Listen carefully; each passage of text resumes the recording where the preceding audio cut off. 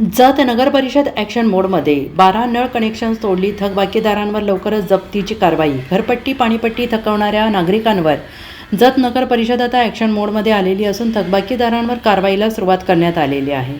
वसुली मोहिमेअंतर्गत एका दिवशी तब्बल 12 नळ कनेक्शन तोडण्याची कारवाई नगर परिषदेने केली आहे. चालू आर्थिक वर्ष 2025-26 मधील घरपट्टी आणि पाणीपट्टी वसुली 100% करण्याच्या उद्देशाने नगर परिषदेचे मुख्य अधिकारी लक्ष्मण राठोड यांच्या मार्गदर्शनाखाली विशेष वसुली मोहीम राबवण्यात येते आहे. यासाठी नगर परिषदेने 7 स्वतंत्र पथके तयार करून शहरातील विविध भागात वसुलीची मोहीम सुरू केली आहे.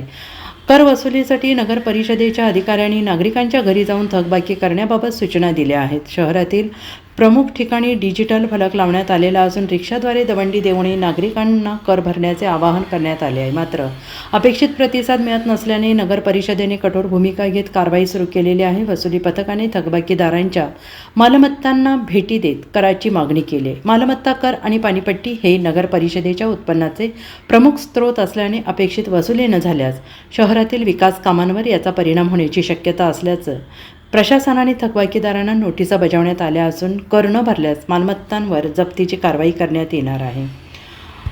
Bureau report SBN Marathi, Sangli.